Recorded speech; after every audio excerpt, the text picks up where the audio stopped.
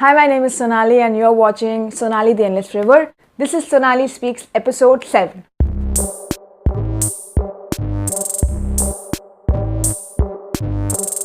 If you are watching me for the first time, thank you so much for tuning in. My name is Sonali and this channel talks about self-help, personal growth, motivation. Basically, I am journaling my journey in this channel. I'm sharing all that I'm learning. I'm sharing my past experiences. I'm sharing the work that I'm doing.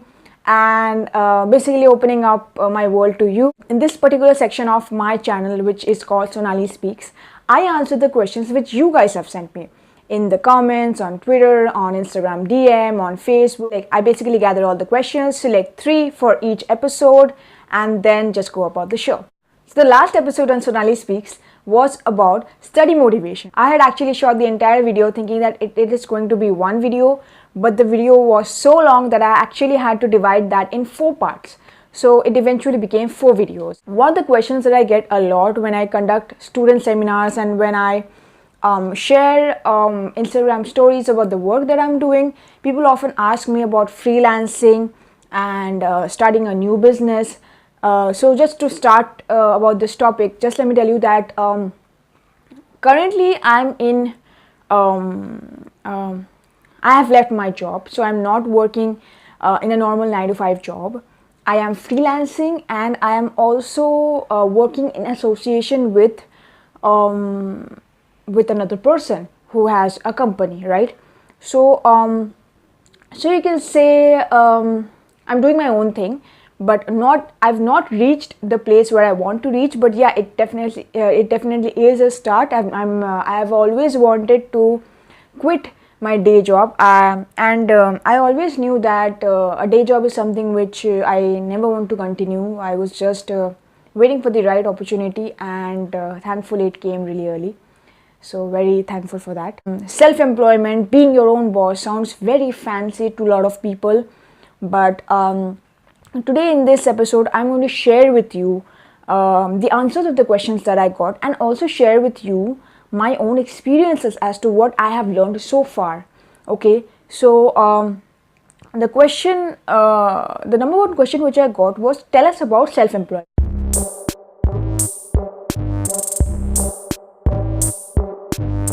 Like how to be self-employed, how to start an own business.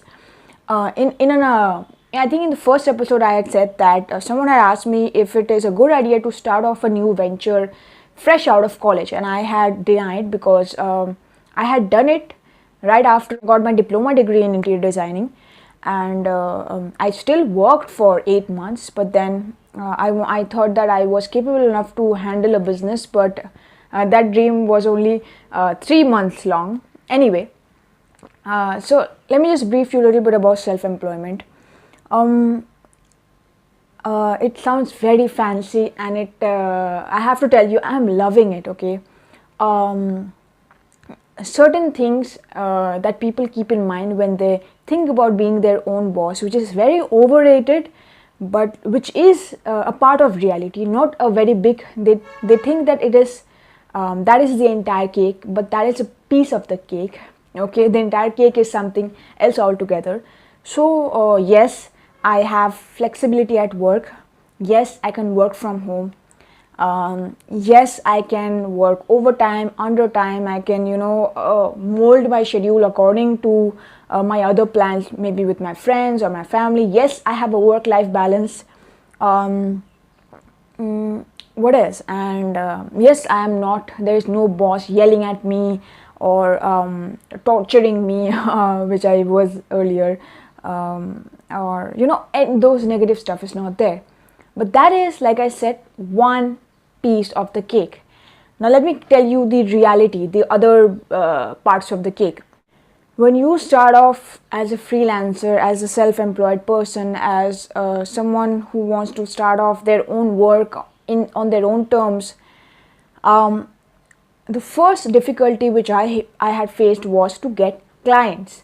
Just because you are not an established name, entity, or a company, it is very difficult to get your first few clients because you have to build that initial trust. That is number one. Number two is you have a lack of funds, so you cannot spend on a lavish office. So most of the meetings are, I conduct most of the meetings in malls, or video conferencing calls, or emails, or I go to the client's office and then conduct the meeting, because I don't have my own office as of now. I don't even have my own room anyway. So that's beside the point. But yeah, you get the drill. Then you have to do A to Z on your own, because you do not know the amount of money that you are going to get from your client, because you don't even know how many clients you're going to get, right? So you cannot employ somebody else under you at first.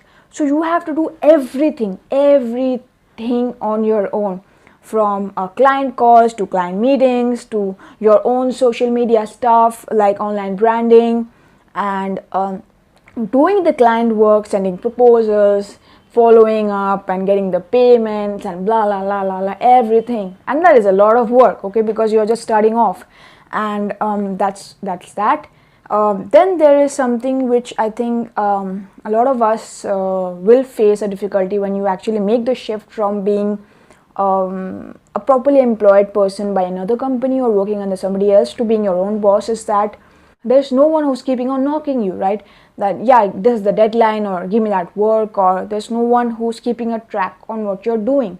So there is no one who's auditing you. There's no manager, there's no team leader, there's no boss, there's no senior, there's no colleague, there's no junior, nobody, right? So you are accountable, you are answerable to yourself. You have to set your own timelines, your own deadlines, and which requires a lot of discipline. So when you are at home, for me that counts, that when I am at home, I don't have a proper office space to work in, right? So I work mainly on the bed, like this video is also being shot on the bed. So I mainly work on the bed. It is a very it's an obvious thing that if you work on the bed, on the couch, then you're very likely to fall asleep. You be lazy. So that requires a lot of discipline to get you out of that zone, that no, I can't be lazy, I have to get this work done. So that attitude does not come easy, and it's a long-term game. So yeah, that I think one of the biggest obstacles I have faced was lack of discipline. And I'm sure that this is a very common thing which all of the others have faced, and all of you guys who will transition from being someone else's employee to being their own boss will face, is you have to be very, very, very disciplined. And then there is a lack of financial income. You mean you do not get a fixed income, a monthly income like you used to get when you used to work for a company. So yeah, there's that. So yeah, so a lot of things come into the I got really okay. So a lot of things come into play when you actually work for yourself. So please do not just jump right into self-employment, freelancing, without knowing the reality of the entire cake. More about this topic, I have written a blog post which is linked right below. It's a very beautiful and very detailed blog post about all the things that I've learned, things like that, these and more. So you should go and check it out, right? So hope that helped, and let's move on to question number 2.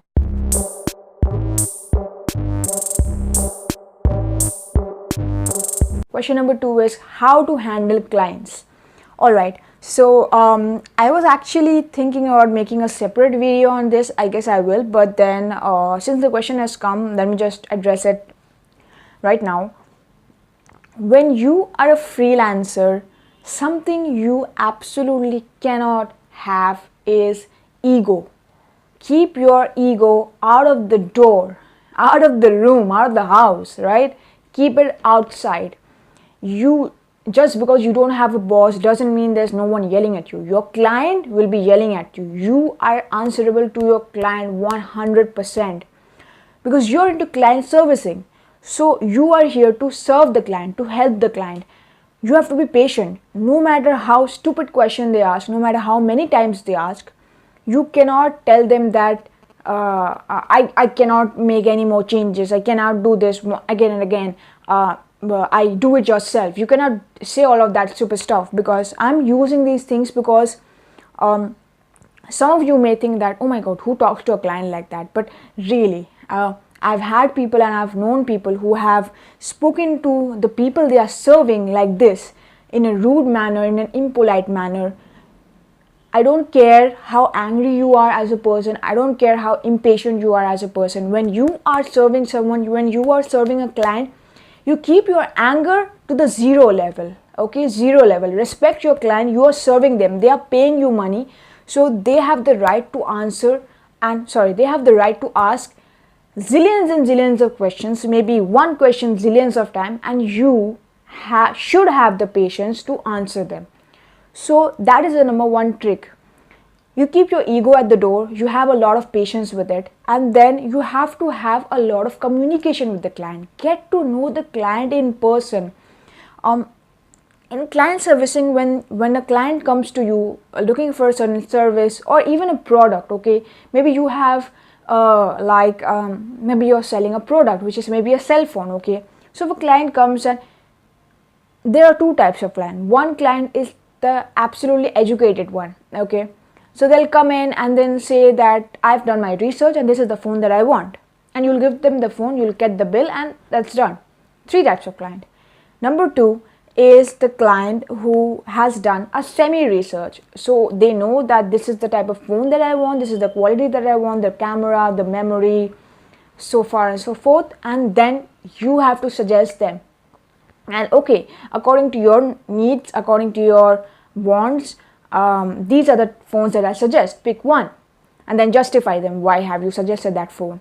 And number three, a client which does not know any damn thing. So you have to educate that client from A to Z, you know, that this feature does this.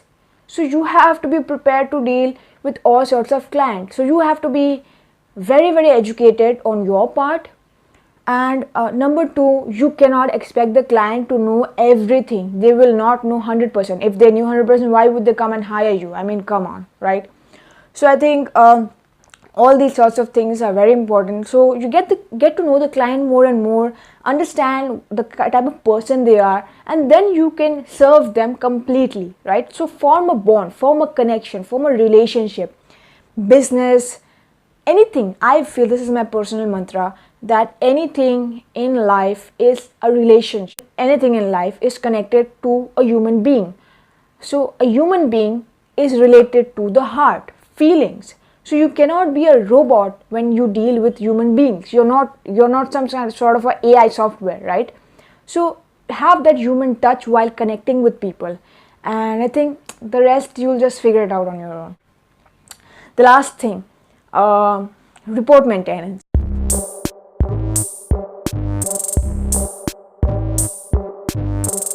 When I went and gave a student seminar, I was telling them that one of the things very important in when you start off your own business or when you start your own freelancing project is the importance of maintaining a report. So what is a report? A report is basically an Excel sheet. So what you do is you create an Excel sheet for yourself, number one, and number two is for individual clients. So every day, whatever you do with the client, no matter if it is a phone call, video call, email, you sent a questionnaire to them, you received a payment from them, whatever it is, you write everything down on that report sheet day by day, detail by detail. See, there are times when you have a tough time communicating with the client. So the client may go to a back foot and may question you as to what are you doing. I mean, maybe they did not get the desired result as they wanted. They maybe expected this one, but in reality, it was not supposed to be this, it's supposed to be this, and you delivered this. So you have to show them that report, that see, this is the report that I have maintained so far, and clearly every day these are the things that I have done, and if there is any delay, it has been from your end, which is always also to be mentioned in that report, that maybe you have sent them a questionnaire and they have not replied for 3 days. So write that down, okay, so that do not leave anything to assumptions or anything which is not documented. Keep everything documented. That is for the client. Number two is for you yourself. Every day maintain a report of your own. see that in one day how many tasks are you getting completed. Obviously, when you start off on your own, you will start with one client, but you will not end with one client. So 1, 2, 3, 4, at one time you may be dealing with 4 clients. So you have to maintain your own report sheet, your own daily schedule, task manager, whatever you want to call it, that I have done this for client 1, I have done this for client 2, client 3, I've done this, and so far and so forth, right? So report maintenance is one thing which I've learned, and I think it has boosted my time management and my overall performance to a whole new level. So I definitely suggest you that. Okay, so that's it for the self-employment episode of Sonali Speaks. I really hope you enjoyed this episode, and if there are any questions related to this topic which you want me to answer, put it down in the comments below, or you can DM me on Instagram, tweet me, or give me a message on Facebook, wherever you feel comfortable, and I'll get back to you. If it is I'll get back to you in person, or if it is a very detailed question, I may make another video with that question. Okay, and if you have enjoyed this and if you found value in and information in this episode, please like, share it with your friends, tag your friends, and do not forget to subscribe on YouTube and like my page on Facebook. Follow me on Instagram and Twitter, and yeah, until next time, man. My hair just does not want to cooperate.